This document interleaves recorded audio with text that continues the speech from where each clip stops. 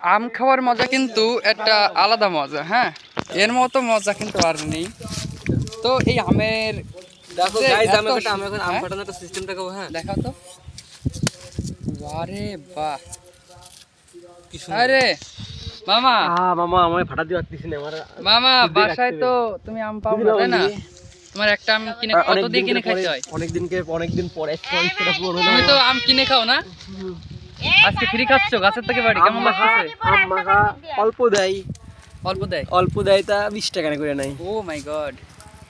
যাই হোক, দিদি আছে আমাদের সাথে আজকে একটা, দিদি অসাধারণ করে খাচ্ছে, আর দিদির খাওয়া দেখে কিন্তু আমাদের কাজে যাচ্ছে। হ্যাঁ, এটা ঝাল, এটা তেঁতুল। আচ্ছা, একটু করে নুন দেবো, ঝাল দেবো। ওয়াও, ওরে বাপরে, এই জায়গায় কিন্তু আম আছে। ছোট বাচ্চা ব্রাদার, ও মাই গড, গাছি, আমাদের গাছি, এই যে দেখেন সবাই, আমাদের গাছি কিন্তু আম ফাটতেছে। তোর বাবা মা যদি এই ভিডিও দেখে তোরে মারবে কিন্তু, যে তুই গাছে উঠলি কেন, এই বাচ্চা নাম। আমি দেখাই দিলাম, দেখেন যদি রাজের বাবা মা দেখে থাকেন, আমার কোনো দোষ না, আমি কিন্তু উঠাইনি।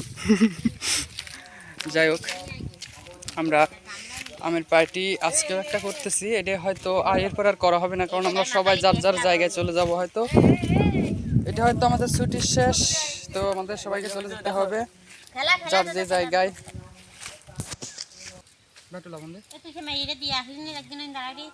কাছাকাছি বিভিন্ন কাজে যাও। রাস্তা পার হতে পারে। কোন জায়গা রইছো? কি করলাম ভুলতে পারি না,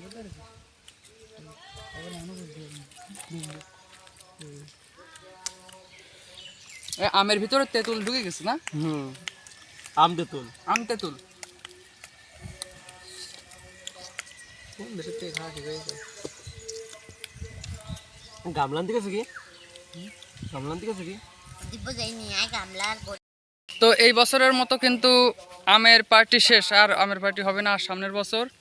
তো সবাই ভালো থাকবেন, আমের পার্টি যারা দেখেন তাদেরকে বলতেছি, আর হয়তো আপনাদের লোভ দিতে পারলাম না, এবছর শেষ, কারণ ছুটি শেষ, যার সে জায়গায় যাইতে হবে।